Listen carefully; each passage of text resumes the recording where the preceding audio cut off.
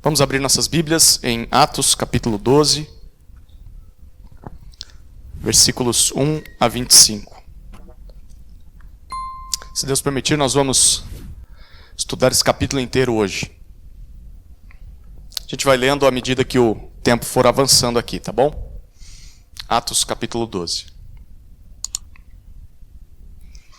Gostaria de começar fazendo uma pergunta que é muito particular. Como você reage à maldade, ou à dor, ou ao sofrimento, principalmente injustos? Alguém fere você, alguém causa dor em você, alguém gera sofrimentos a você, injustamente.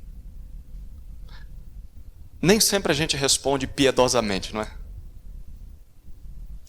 Em muitos momentos a gente responde com raiva a essas coisas. Quando não é raiva, a gente tem um sentimento de vingança, né?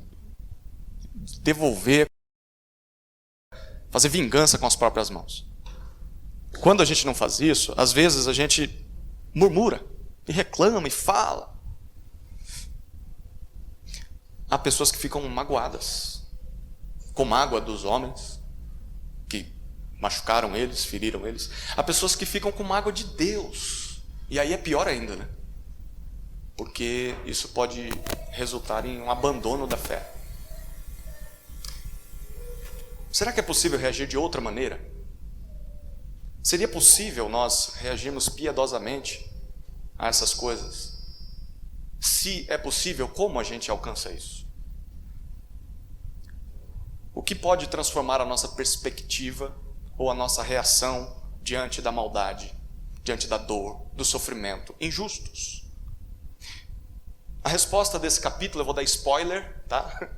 Eu já vou adiantar para você o que o capítulo 12 vai dizer. A resposta desse texto é: olhe para Jesus. Olhe para o que Jesus está fazendo na vida do seu povo, pelo bem do seu povo, mesmo em meio ao sofrimento. Jesus não perdeu o controle da história. É isso que Atos 12 diz. Se há uma frase que poderia resumir o que a gente vai estudar nesse capítulo, é que mesmo em meio ao sofrimento, Jesus cuida da sua igreja. Mas Jesus também castiga o mal e multiplica a palavra. Mesmo em meio ao sofrimento, Jesus cuida da sua igreja, castiga o mal e multiplica a palavra.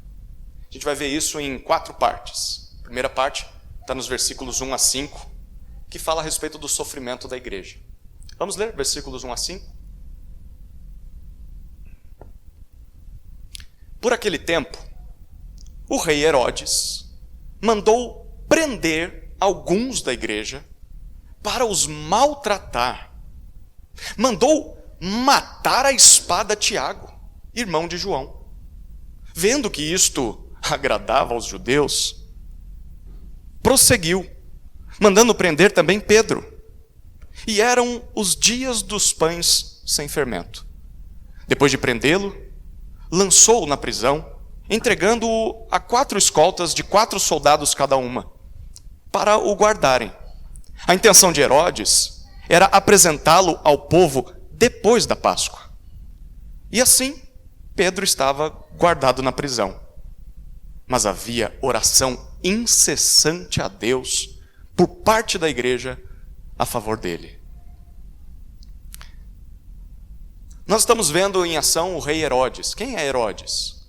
Bom, Herodes era um título de autoridade conferido por Roma, para aquela figura que governava sobre a Judéia e mais alguns outros lugares, ali onde ficava Israel. Herodes era considerado como o rei dos judeus, mas isso era meio que uma provocação de Roma, porque alguém que não era dos judeus foi escolhido para governar. Na verdade, era de um povo inimigo do povo judeu. Então, isso era uma forma de Roma cutucar os judeus o tempo todo. Vocês não têm rei, coisa nenhuma. Herodes, esse que nós estamos lendo aqui, é o terceiro na linha da sucessória dos Herodes. Ele é o Agripa I. Se você procurar na história, vai reconhecer essa figura. O Agripa I foi sobrinho do Herodes Antipas. O Herodes Antipas foi aquele que mandou prender João Batista e matar João Batista. E foi o mesmo que também participou da condenação a Jesus. E ele é neto do Herodes o Grande. Herodes o Grande, você vai lembrar dele também. Quando Jesus nasceu, foi o Herodes o Grande que mandou matar aqueles meninos, lembra? Porque ele não queria que o rei dos judeus crescesse. Pois é, parece que fazer o mal está no sangue dos Herodes. Porque esse Herodes, Agripa I, segue na linha dos seus antecessores. E ele comete maldades. A primeira maldade está no versículo 1. Herodes manda prender alguns da igreja. Isso aconteceu por aquele tempo, diz o texto. Que tempo? Lembra o que a gente viu no final do capítulo 11? A igreja descobriu que haveria uma grande fome no Império Romano. Então eles escolhem Saulo e Barnabé para enviarem uma oferta à igreja de Antioquia, para enviarem uma oferta para Jerusalém. Saulo e Barnabé chegam lá, e quando eles chegam, é nessa época que isso aqui acontece. E como se não bastasse o povo de Deus em Jerusalém sofrer pela fome, pela falta de recursos, agora o povo começa a ser perseguido por causa de Herodes. E o texto diz que não tem nenhum motivo legítimo. O finalzinho do versículo 1 diz que ele fez isso para os maltratar, só para fazer eles sofrerem. Queridos, nesse mundo quebrado pelo pecado, nós somos suscetíveis ao sofrimento, não somos? A necessidades, a fome, a prisão injusta, aos maus tratos nas mãos de pessoas más, gente poderosa que maltrata o povo de Deus. Somos suscetíveis até à morte. Ser crente em Jesus não livra a gente dessas coisas. Ser crente em Jesus não protege a gente de sofrimento. Ser crente em Jesus não imuniza a gente. Então, nós não deveríamos acreditar no contrário, porque tem gente que diz o contrário, né? Se você é crente, nada vai te acontecer de ruim. Você não vai ficar doente, tudo vai bem com você. Não parece que isso está acontecendo com essa igreja. Não é assim que funcionam as coisas. A segunda maldade de Herodes está no versículo 2. Herodes manda matar Tiago. Essa não é a primeira vez que alguém que crê em Jesus morre. Lá no capítulo 7 a gente viu que Estevão morreu, apedrejado. Mas Estevão não era assim um apóstolo. Essa é a primeira vez que um apóstolo de Cristo, um dos 12, morre. Tiago é irmão de João. Lembra dos filhos de Zebedeu? Os filhos do trovão? Pois é, esse Tiago. Eles eram pescadores antes de Jesus chamá-los. Se tornaram seguidores fiéis de Jesus, se tornaram pregadores da palavra. Tiago provavelmente era um dos líderes, certamente era um dos líderes na igreja, apesar de não aparecer tanto na história. E cruelmente o texto diz que Herodes o executa à espada. Decapitação, era assim que se significava a espada de Roma. Herodes tinha o direito de fazer isso. A terceira maldade está nos versículos 3 e 4. Herodes manda prender Pedro. Ele percebe que perseguir, prender, torturar e até matar os cristãos, especialmente os seus líderes, agradava aos judeus, que não criam em Jesus como seu Messias. Então, ele manda prender Pedro também. E Pedro é o líder mais conhecido, mais importante. A gente tem lido muito sobre ele. Deus está usando Pedro. Então Herodes percebe, os judeus gostaram, vou fazer isso com o mais importante. Ele tinha a intenção de apresentar Pedro depois da festa da Páscoa, muito semelhante com o que aconteceu com Jesus. Jesus foi apresentado ao povo durante a festa da Páscoa. Herodes quer depois. Certamente quer matar Pedro, quer fazer um espetáculo. Isso aqui ensina pra gente que nem mesmo os líderes da igreja estão isentos de sofrer por Jesus. Na verdade, eu vou contar um segredo, os líderes sempre serão os mais visados, tá? Sempre vai sobrar para os líderes. Os inimigos de Deus, os inimigos do povo de Deus, querem derrubar os líderes. Por quê? Jesus explicou isso, lembra? Quando Jesus está pregando, Mateus 26:31, ele diz assim: fira o pastor e as ovelhas ficarão dispersas. Então, se os inimigos da igreja conseguem derrubar um líder, seja por pecado, seja por conta da perseguição, seja pelo abandono da fé de um líder, seja pela morte de um líder, o rebanho fica fragilizado, fica mais suscetível aos ataques inimigos. Por isso é que Satanás e os seus agentes vão sempre tentar derrubar os líderes da igreja. Então, isso aqui fica uma dica para você que é líder de grupo, diácono, está em treinamento para o presbitério, você que sonha, que talvez esteja percebendo que Deus está te chamando para esse ofício de liderança. Bom, prepare-se para ser atacado. Prepare-se. Talvez até mais brutalmente do que todos os outros crentes, porque se o diabo conseguir derrubar você, ele derruba muita gente junto. Prepare-se. Como igreja, como a gente reage a isso? Bom, como igreja a gente ora por nossos líderes. Ore por seus líderes. Ore por seus líderes. Eu me lembro do pastor Onéias, pastor nessa igreja por mais de 10 anos, foi meu discipulador. Ele dizia, no dia em que eu me lembro até hoje, no dia em que ele conseguiu para mim uma vaga no seminário, já tinha fechado as portas, ele disse para mim, a partir de hoje, o diabo está pintando um alvo nas suas costas, e o objetivo dele é derrubar você. E irmãos, como o diabo tenta derrubar a liderança de uma igreja? Ore por seus líderes. Ame os seus líderes. Mostre para eles que você se preocupa com eles. Mostre para eles que é importante que eles continuem firmes. A propósito, é isso que aquela igreja faz. No versículo 5, aquela igreja que está sofrendo fome e agora já teve irmãos presos, está sofrendo com a morte de Tiago. O que diz o versículo 5? Enquanto Pedro está preso, o versículo 5 diz que há oração incessante da igreja a Deus a favor de Pedro. A palavra que Lucas usa aqui para oração incessante traz a ideia de algo insistente, intenso, fervoroso. Não era aquela oração mecânica que a gente faz de vez em quando, era uma oração, é a mesma palavra para se referir à oração de Jesus no Getsêmani. Isso aqui ensina 2 lições para nós. A primeira lição é que uma igreja sofredora, diante do mal, da maldade injusta, da perseguição, da prisão, da morte do seu líder, o que essa igreja faz? Ela ora. Essa igreja não pega em espadas, essa igreja não sai às ruas, porque também não ia adiantar nada. Essa igreja bota o joelho no chão, e é isso que o sofrimento deveria produzir em nós. Produzir oração, clamor ao único que pode resolver as coisas milagrosamente, Deus. Queridos, o nosso sofrimento, seja ele qual for, até como igreja, o nosso sofrimento não é exclusividade, não é novidade. Sofrimento, leia sua Bíblia e estude a história da igreja. Sofrimento é a marca da igreja de Jesus desde o princípio, desde o começo. Uma igreja que diz, eu não quero sofrer, precisa deixar de ser igreja, porque a igreja vai sofrer, de alguma forma ela vai.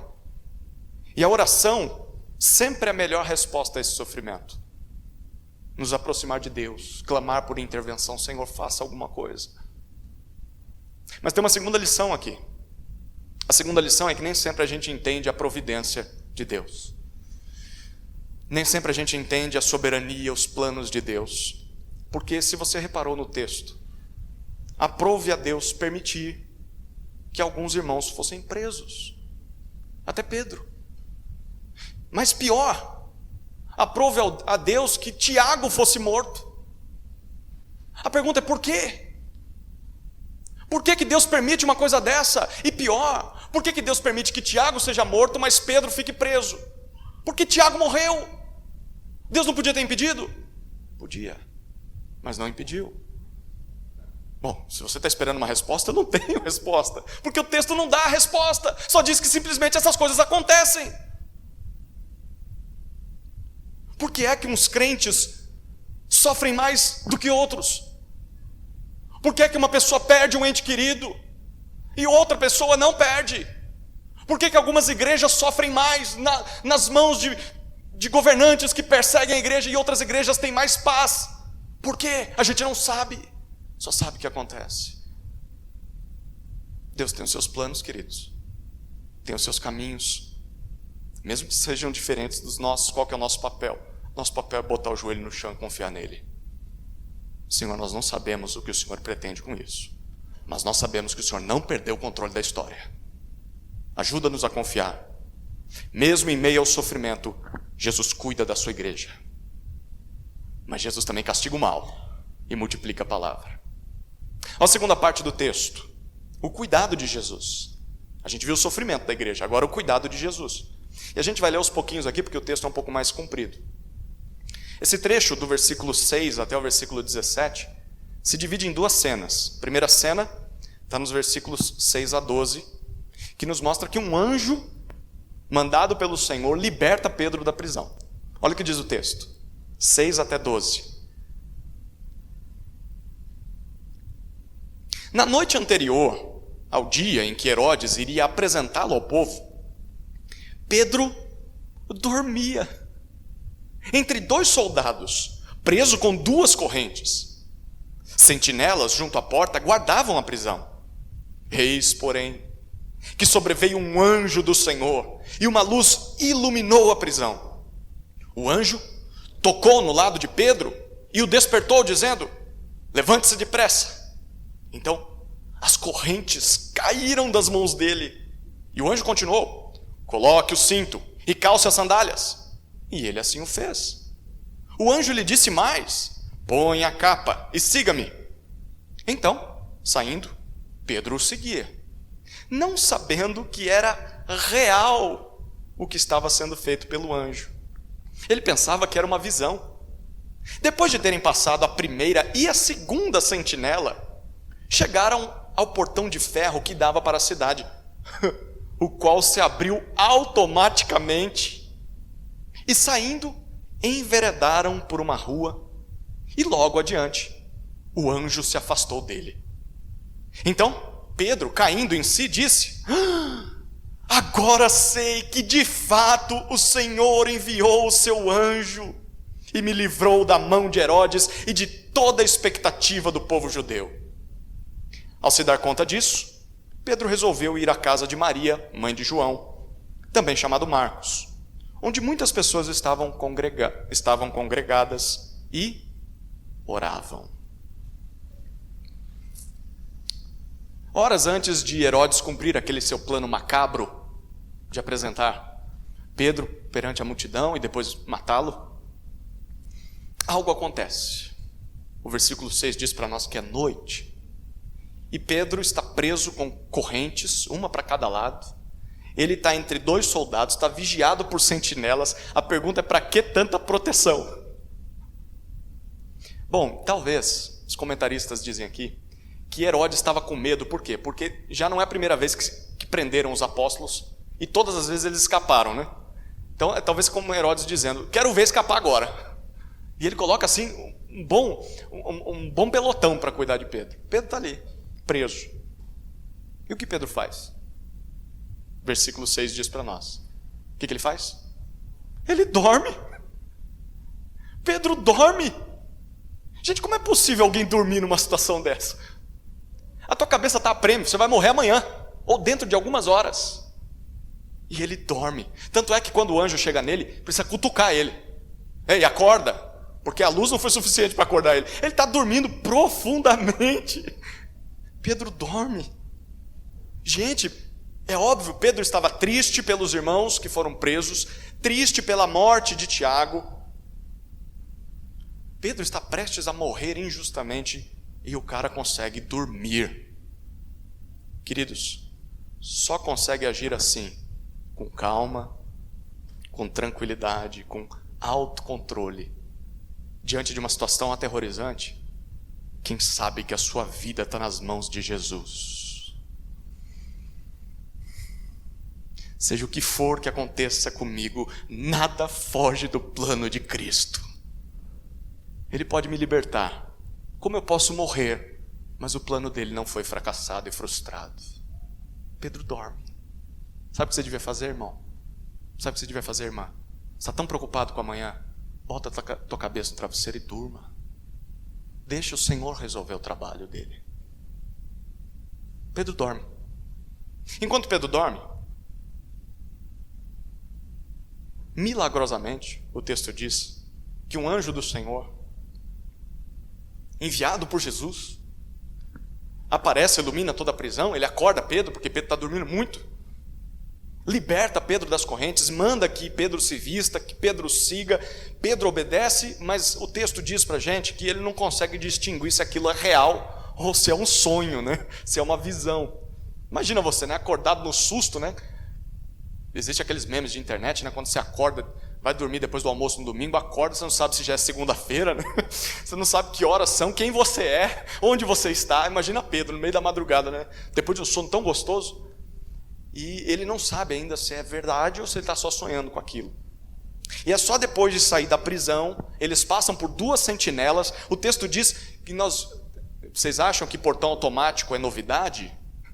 O anjo do Senhor já inventou há muito tempo atrás. O portão se abre automaticamente. Não precisava nem de controle. Pedro sai de onde estava preso, começa a caminhar numa rua em direção à cidade, e aí o anjo desaparece. Aí é que Pedro se toca. Eu acho que eu estou livre. E a conclusão dele no versículo 11 é: o Senhor Jesus enviou o seu anjo para me livrar das mãos de Herodes e dos judeus. Curioso, né? E o que Pedro fazia antes disso? Dormia. Queridos, Jesus cuida da sua igreja. Jesus cuida do seu povo, mesmo quando esse povo não está fazendo nada. E principalmente quando está fazendo nada. Quando a gente não consegue fazer nada. Não foi isso que Jesus fez no Getsemane? Orem. Porque o espírito está pronto, mas a carne é fraca. Os discípulos dormiram, mas Jesus ainda cumpriu a sua missão por eles. Mesmo quando a gente deveria estar orando, mas está dormindo. Não estou falando só da sua noite, do seu dia, mas quando você devia estar na vigília e não está. Mesmo quando a igreja deveria estar orando, mas está dormindo ou fazendo qualquer outra coisa, Jesus cuida da sua igreja. Isso é para vergonha nossa, obviamente.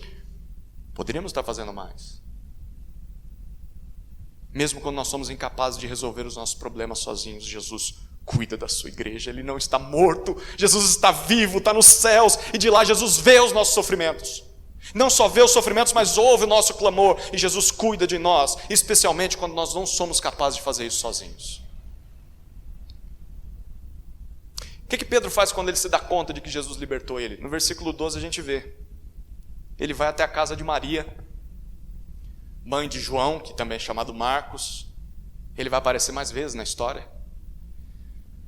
E o texto diz que lá nessa casa muitas pessoas estão reunidas em oração. É provável que essa aqui tenha sido a casa onde Jesus participou da última ceia com seus discípulos.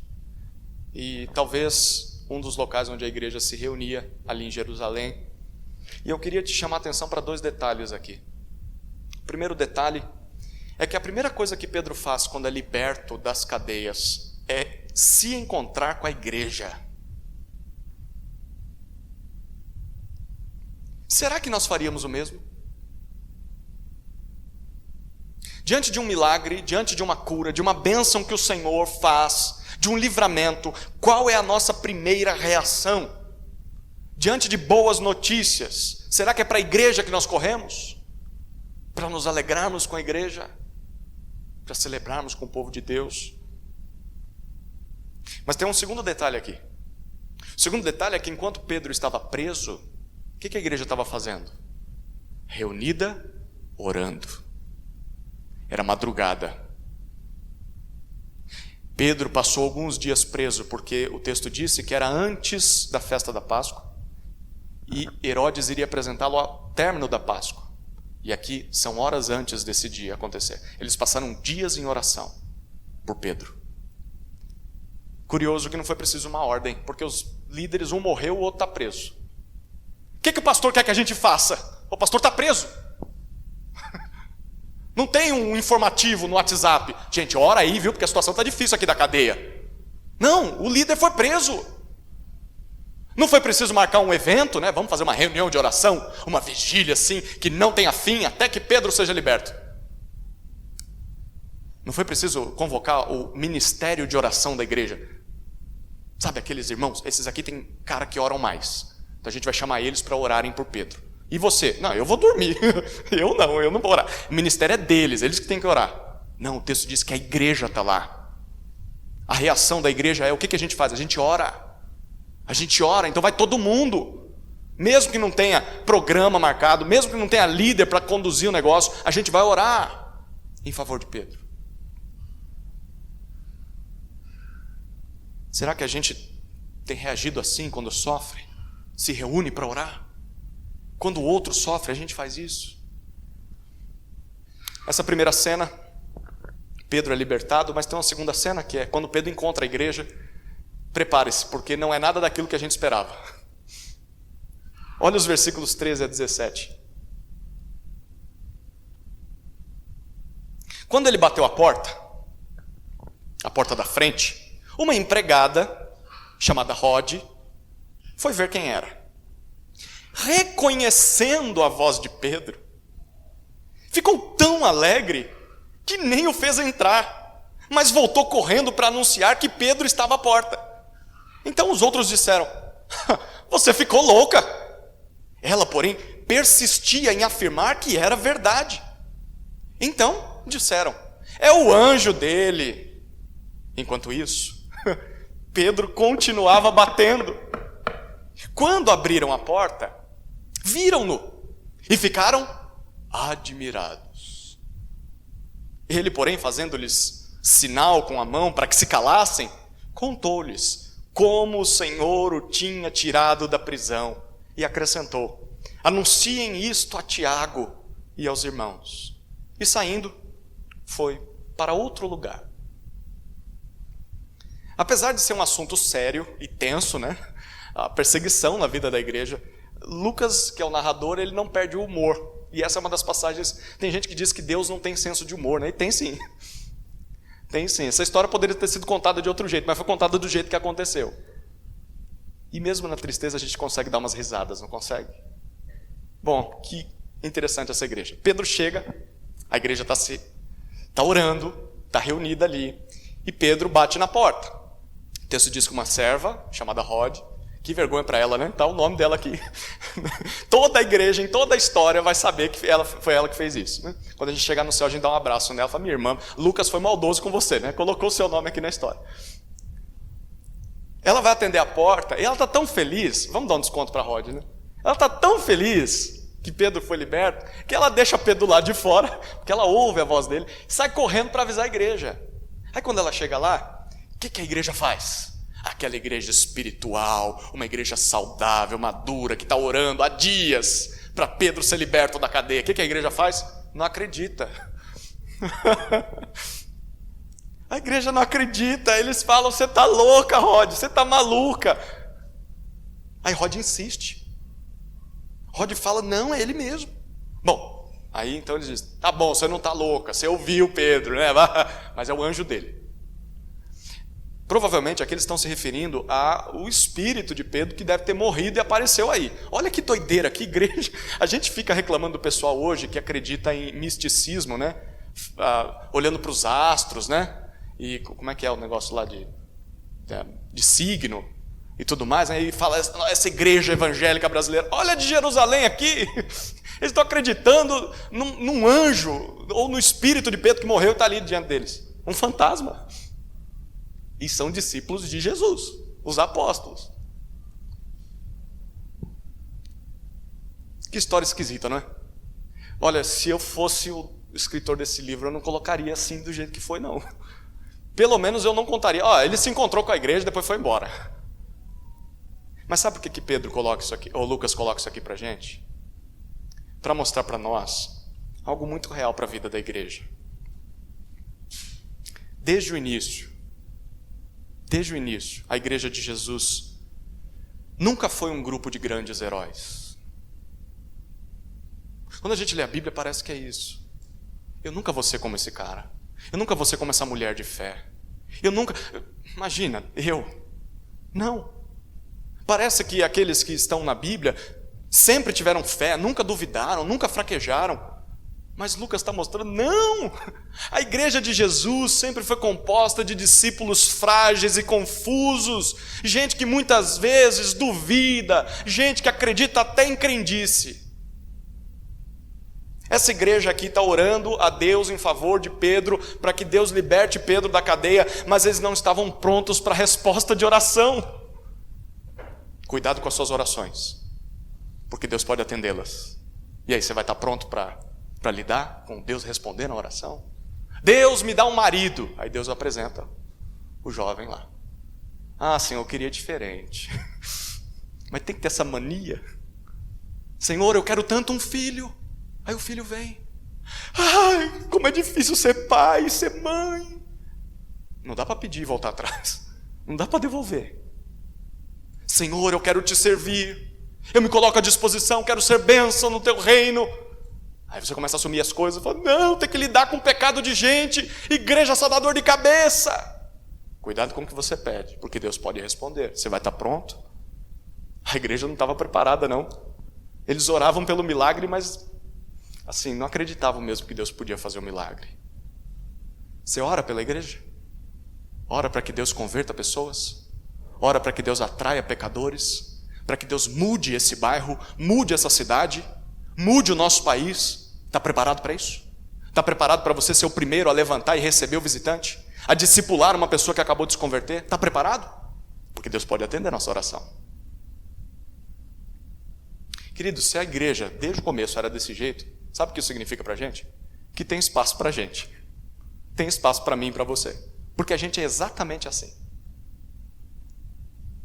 A gente não é super-herói da fé.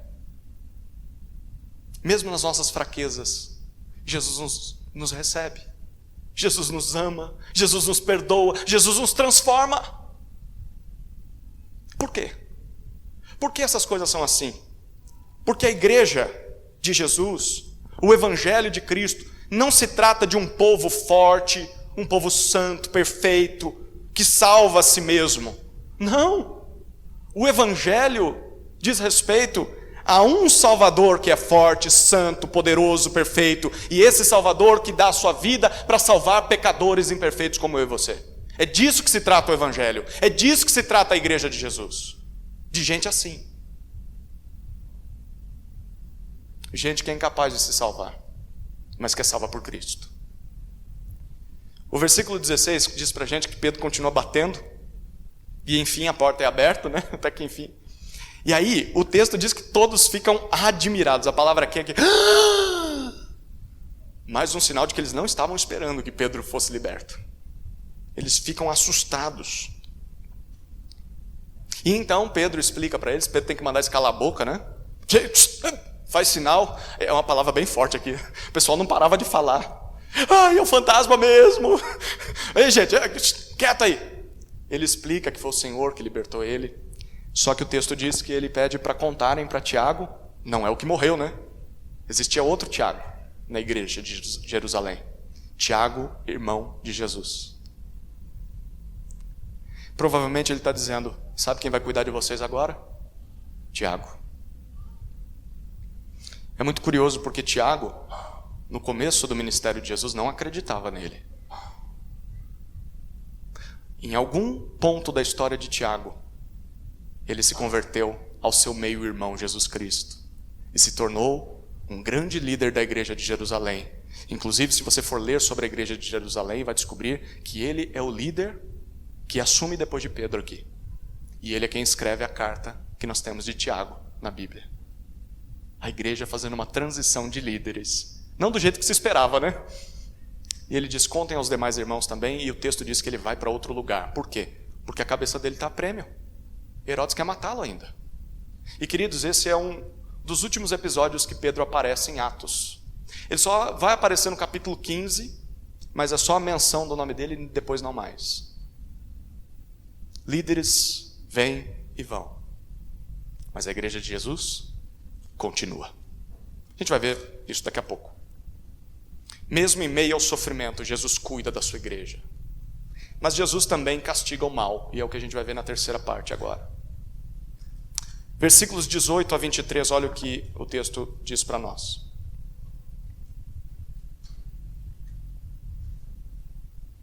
Quando amanheceu, houve grande alvoroço entre os soldados sobre o que teria acontecido com Pedro. Herodes, tendo-o procurado e não o achando, submetendo as sentinelas a interrogatório, ordenou que se aplicasse a pena de morte. E descendo da Judeia para Cesareia, Herodes passou ali algum tempo. Vamos parar por aqui, a gente já lê a sequência da história. Novamente a gente vê duas cenas, a primeira é essa aqui. Herodes mata os guardas. As maldades de Herodes continuam. Amanhece, ninguém na prisão sabe o que aconteceu. E então Herodes procura Pedro, por isso que ele fugiu. Procura Pedro, não encontra Pedro, questiona os guardas e faz o quê? Manda matar os guardas. Todos aqueles que estavam lá guardando Pedro. Essa era uma pena comum na época. Os soldados eram responsáveis com a sua vida pelos prisioneiros. Então, se o prisioneiro escapasse, você pagava com a sua vida. E Herodes, depois de fazer isso, volta para Cesareia de Filipe, que é lá no norte, porque lá também era a sua morada oficial. E Herodes volta como se nada tivesse acontecido. Ele prendeu cristãos, torturou cristãos, matou Tiago, prendeu Pedro, matou soldados, e a vida continua. Queridos, Herodes é tão cruel que mata as pessoas como se elas fossem formigas. Ele está disposto a matar inimigos, que para eles são os crentes em Jesus, mas também está disposto a matar aliados. É um homem doido, que está disposto a pisar nessas pessoas se elas não cumprem o que ele diz, ou se não satisfazem as suas expectativas, os seus desejos, os seus caprichos. Existem pessoas assim em nossos dias? Ao longo da história existiram pessoas assim? Sim ou não? Sim, sim. Pessoas que tratam os outros e maltratam os outros como se eles fossem nada. Pessoas que só pensam em si mesmas. Pergunta, você já sofreu na mão de gente assim? Você sabe como é, né? Ou pior, você é alguém assim? Você é esse tipo de pessoa? Você maltrata pessoas? Você só pensa em você? Porque se você é, sabe o que vai acontecer com gente assim? Sabe o que espera esse tipo de gente? Olha a sequência do texto. 20 a 23. Havia uma séria divergência entre Herodes e os moradores de Tiro e Sidom. Estes, porém, de comum acordo, se apresentaram a ele e, depois de obter o apoio de Blasto, que era assessor do rei, pediram paz, porque a terra deles recebia alimentos do país do rei. Em dia designado, Herodes, vestido de traje real, assentado no trono, dirigiu-lhes a palavra. E o povo gritava: é a voz de um Deus e não de um homem. No mesmo instante, um anjo do Senhor feriu Herodes, por ele não haver dado glória a Deus, e comido de vermes, morreu. A segunda cena é que Jesus mata Herodes. Herodes era realmente uma figura bem problemática, né? Ele tinha problema com todo mundo, e o texto diz aqui pra gente que ele mantinha um grande conflito, cheio de muita raiva, é isso que a palavra no versículo 20 significa, com os moradores de Tiro e Sidom, atual Líbano, que era ali na costa do Mediterrâneo, próximo de onde ficava o palácio dele. A pergunta é por quê? Porque a terra de Tiro e Sidom dependia de alimentos que vinham de Cesareia de Filipe, que era a terra do Herodes. Provavelmente, Herodes tinha suspendido o envio de recursos por algum capricho pessoal ou por conta da fome. Lembra? Está tendo uma fome na terra? Ele tira o alimento. Na época de fome, ao invés de dar alimento para o povo, ele tira. Qualquer semelhança é mera coincidência com os nossos dias, né? Governantes que só pensam neles. E Herodes está fazendo isso. Gente, que homem complicado. Tanto é que o povo de Tiro e Sidom, eles tiveram que fazer assim um movimento político. Eles tiveram que se aproximar de Blasto, que era assessor do rei, para conseguir o apoio desse assessor, para conseguir uma conversa com o rei, para então pedir paz a Herodes. Herodes é caprichoso, Herodes é egoísta, Herodes não se preocupa com a necessidade dos outros, e o pior de tudo, Herodes é inacessível. Você não consegue chegar até Herodes. Precisa que um assessor te introduza à presença dele. Você tem que convencer o assessor. Não é triste quando a gente vê pastores e líderes fazendo a mesma coisa? Você não consegue chegar nele. Você não consegue falar com ele. E quando consegue, não posso falar o que eu penso e não posso ser sincero e transparente, porque ele é uma bomba relógio. O homem é doido. É inconstante, a gente não sabe se ele vai explodir. Ele é egoísta. Só pensa nele. Esse texto está condenando líderes desse tipo. Deus nunca desejou que os líderes do seu povo, pastores, presbíteros, diáconos, agissem dessa forma, como donos, como senhores do povo de Deus. Não. O nosso trabalho não consiste em ser instável, caprichoso, egoísta, inacessível. O nosso trabalho consiste em ser servo, humilde, solícito, sempre disposto, sempre aberto para uma conversa.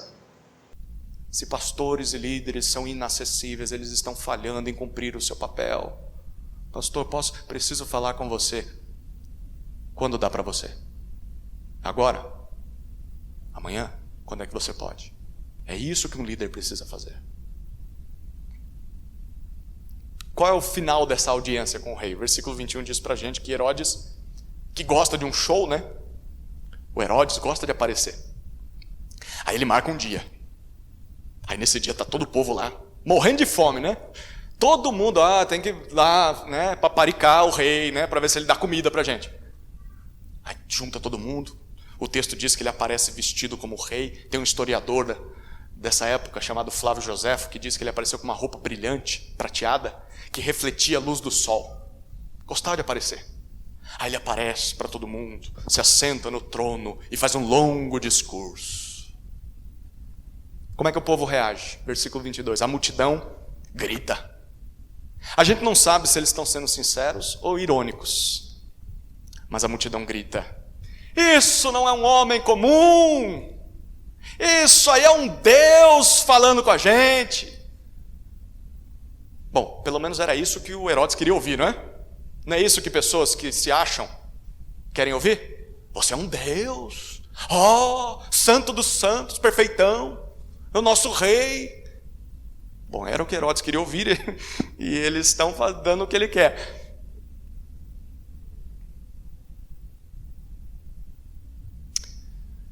Se você gosta de ser como Herodes, gosta de ser aplaudido, gosta de ter reconhecimento, olha, você precisa saber que nem sempre as pessoas vão ser sinceras com você.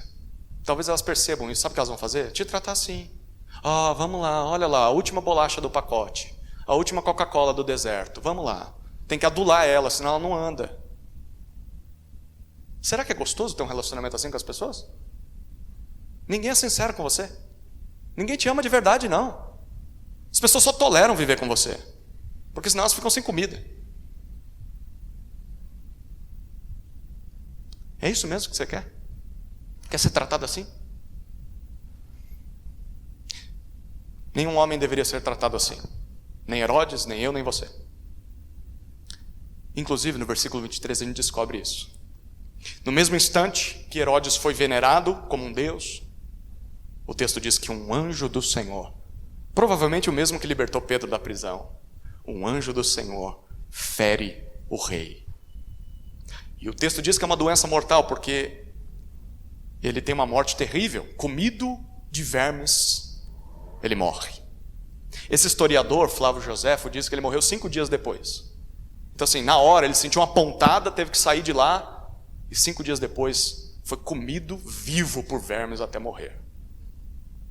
Por que isso aconteceu? Lucas comenta para a gente no versículo 23. Por ele não haver dado glória a Deus. Tem um teólogo já falecido que dizia assim: só existe um Deus digno de adoração e de obediência.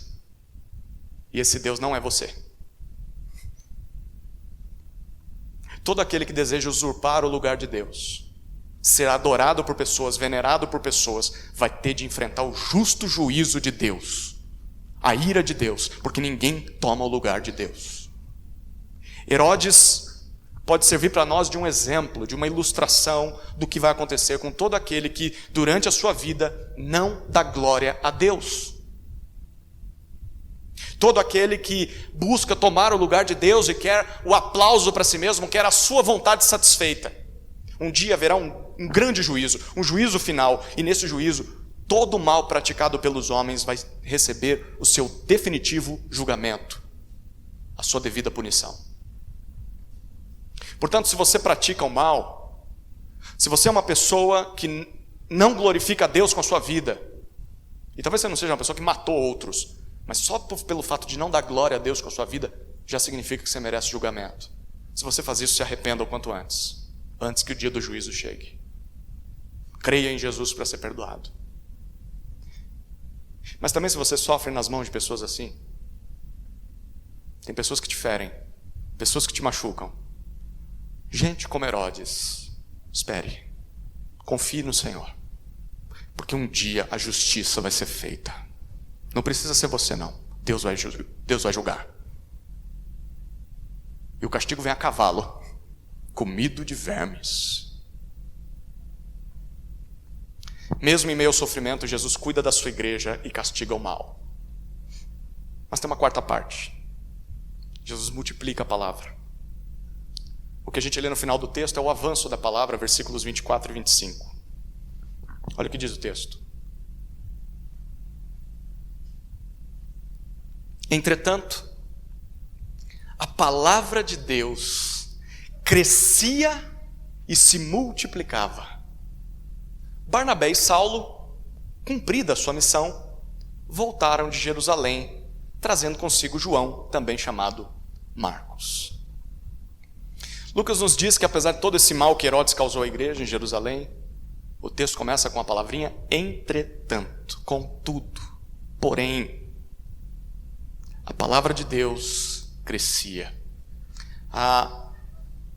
O termo que Lucas usa aqui é o mesmo para se referir a uma planta, que você rega, aduba e ela vai crescendo, a ponto de dar frutos.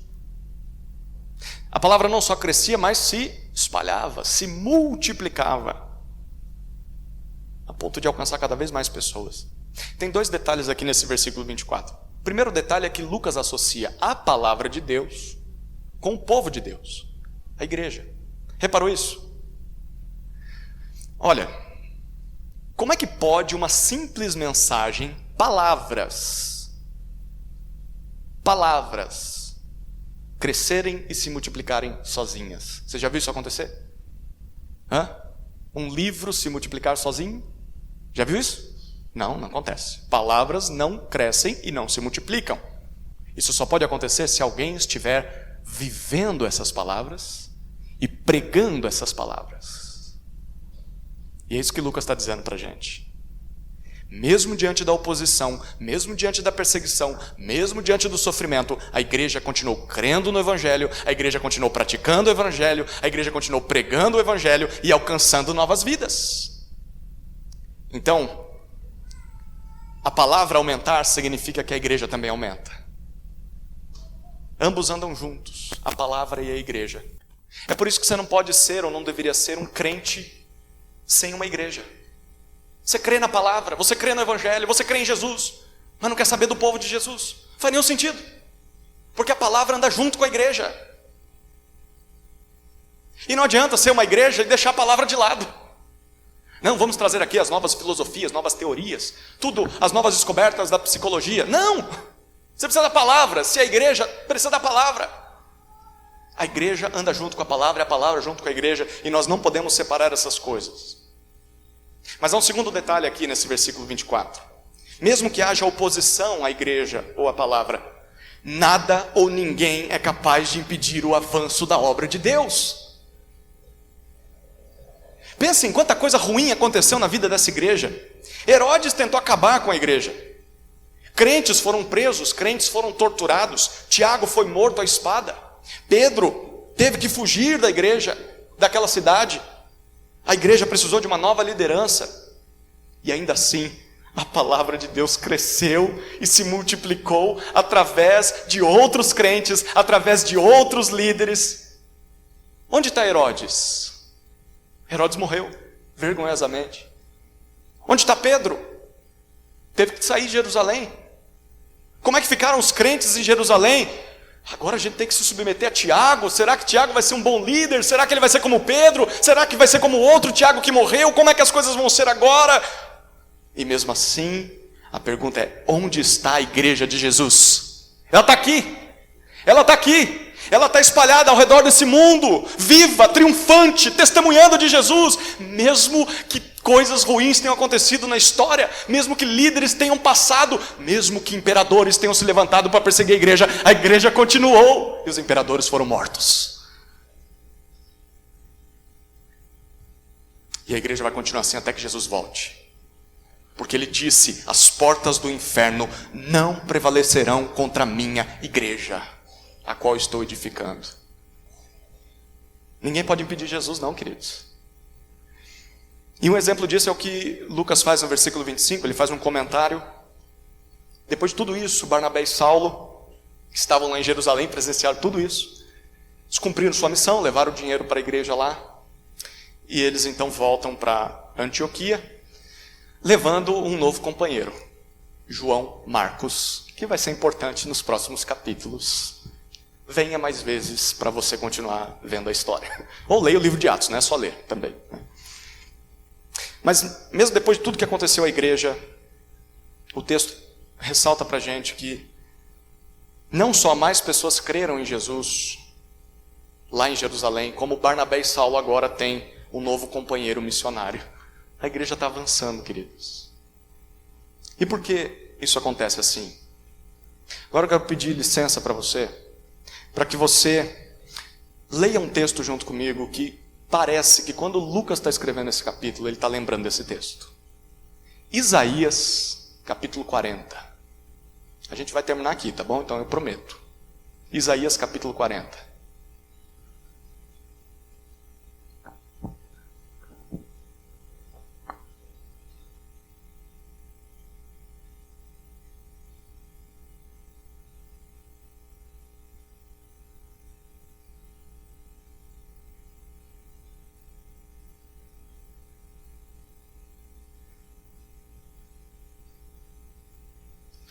Isaías capítulo 40. Olha o que diz o texto. Versículos 1 a 11. Consolem o meu povo, diz o Deus de vocês. Falem ao coração de Jerusalém e anunciem que o tempo da sua escravidão já acabou, que a sua iniquidade está perdoada e que ela já recebeu em dobro das mãos do Senhor por todos os seus pecados. Uma voz clama: no deserto preparem o caminho do Senhor, no ermo façam uma estrada reta para o nosso Deus. Todos os vales serão levantados, todos os montes e colinas serão rebaixados, o que é tortuoso será retificado e os lugares ásperos serão aplanados. A glória do Senhor se manifestará e toda a humanidade a verá, pois a boca do Senhor o disse. Uma voz diz, versículo 6, proclame. E alguém pergunta, que hei de proclamar? Toda a humanidade é erva, e toda a sua glória é como a flor do campo. Olha os versículos 7 e 8. A erva seca, e as flores caem, soprando nelas o hálito do Senhor. Na verdade, o povo é erva. A erva seca e as flores caem, mas a palavra do nosso Deus permanece para sempre. Ó Sião, você que anuncia boas novas, suba a um alto monte. Ó Jerusalém, você que anuncia boas novas, levante a sua voz fortemente, levante-a, não tenha medo. Diga às cidades de Judá: eis aí está o seu Deus. Eis que o Senhor Deus virá com poder, e o seu braço dominará. Eis que o seu galardão está com ele, e diante dele vem a sua recompensa. Como pastor, ele apacentará o seu rebanho. Entre os seus braços recolherá os cordeirinhos e os carregará no colo. As que amamentam, ele guiará mansamente. Isaías está trazendo uma mensagem de consolo, de esperança para Israel. Nos versículos 1 e 2 nós lemos que Deus iria castigar o seu povo por causa dos seus pecados, mas um dia a disciplina, o exílio teria fim. Nesse dia Israel seria perdoado dos seus pecados. Como que isso ia acontecer? Versículos 3 a 5 dizem: o próprio Senhor Deus em glória e majestade visitaria a humanidade e endireitaria o mundo. Deus acabaria com os efeitos do pecado. Como que ele faria isso? Versículos 6 a 8. Não por meio de pessoas, porque as pessoas são como erva, são como flores, que crescem bonitas, vistosas, mas o tempo vai passando, o que vai acontecendo com elas? Vão murchando, murchando, e morrem. Pessoas são assim, eu e você somos assim. Nós não somos salvadores, nós não somos capazes de salvar nem a nós mesmos, quanto mais a igreja de Deus. Homens vêm e vão, mas Deus vai fazer isso por meio da sua palavra, porque a palavra de Deus permanece para sempre. E nesse povo, nesse dia, o que o povo de Deus faria? Versículos 9 a 11, ele diz: o povo de Deus ia subir para um monte, para declarar a todos os que confiam nessa palavra: aí está o seu Deus. Ele vem com poder e domínio, ele está pronto para recompensar vocês que nele creem. Ele vai cuidar de vocês, cuidar como um bom pastor cuida do seu rebanho. Ele vai guiar vocês em mansidão até a morada celestial. E sabe o que isso ia produzir na vida daquele povo sofrido, tanto em Isaías quanto a igreja lá em Jerusalém, a igreja no primeiro século? Olha o final desse capítulo, que lindo que é esse final desse capítulo. Leia esse capítulo em casa, tá? Não dá tempo, porque é muita coisa, mas olha o final, versículo 28 a 31. Será que você não sabe? Nem ouviu que o eterno Deus, o Senhor, o Criador dos confins da terra, nem se cansa, nem se fatiga? A sabedoria dele é insondável. Ele fortalece o cansado e multiplica as forças ao que não tem nenhum vigor. Os jovens se cansam e se fatigam, e os moços de exaustos caem. Mas os que esperam no Senhor renovam as suas forças, sobem com asas como águias, correm e não se cansam, caminham e não se fatigam. O Senhor, através da sua palavra, dá força, dá renovo, dá vigor àqueles que confiam nele, mesmo que estejam cansados de todo o sofrimento desse mundo, mesmo que estejam exaustos. O Senhor dá vigor e vida àqueles que confiam na sua palavra. Parece que é para esse capítulo que Lucas está olhando e lembrando quando escreve para a gente. Atos capítulo 12. Sim, Deus disciplinou Israel por causa dos seus pecados, eles foram para o exílio. Mas enfim, Deus visitou o seu povo, em glória. Presencialmente Ele veio visitar o seu povo, para vencer de uma vez por todas o pecado, pelo poder da sua palavra, e para perdoar, salvar, fortalecer e pastorear os que creem na tua palavra, na palavra dele. E através de quem Deus fez isso? De Herodes, o rei dos judeus? Foi Herodes? Herodes não parece esse tipo de cara. Herodes era cruel, de modo nenhum. Herodes é mau, é egoísta. Herodes prende e tortura pessoas. Herodes mata quem teme a Deus. Herodes não vive em paz com seus subordinados. Herodes é inacessível. Herodes não alimenta aqueles que estão debaixo do seu governo. Herodes se coloca na posição de Deus sobre as pessoas, não sendo Deus. Na verdade, Herodes é o oposto do verdadeiro rei dos judeus. O verdadeiro rei dos judeus é aquele que cumpre todas as promessas feitas em Isaías 40, Jesus Cristo. Jesus é o rei bondoso, amoroso, que mesmo sendo a manifestação da glória de Deus entre os homens, se humilhou, se fez servo, foi obediente até a morte, e morte de cruz, para perdoar pecadores que não mereciam, para salvar pecadores como eu e como você, para pastorear gente que não merecia ser pastoreada, súditos que ele introduz na presença de Deus e alimenta, sustenta pela palavra. E hoje é esse mesmo Jesus que, mesmo diante do sofrimento, esse Jesus que, ressurreto e glorificado à destra de Deus Pai, é o Jesus que cuida da sua igreja, que castiga o mal e que multiplica a palavra. Amém? Vamos orar a esse Jesus maravilhoso.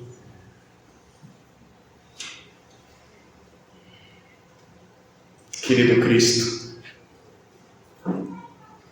se a gente souber disso que a gente viu hoje e se lembrar disso, quando a maldade, a dor e o sofrimento injustos deste mundo nos atingir, certamente a nossa reação pode ser diferente. Ao invés de raiva, de vingança, de murmúrio, de mágoa, ao invés de abandono da fé, nós vamos confiar de que há um Rei soberano, controlando a história pelo poder da sua palavra, um Rei a quem nós podemos orar e clamar em busca de socorro, um Rei que está conduzindo o seu povo, a sua igreja, à glória eterna, apesar das aflições dessa vida, porque mesmo em meio ao sofrimento, o Senhor Jesus cuida da sua igreja, castiga o mal e multiplica a palavra. Obrigado, Senhor, por tudo isso que nós ouvimos hoje. Em nome de Jesus oramos. Amém.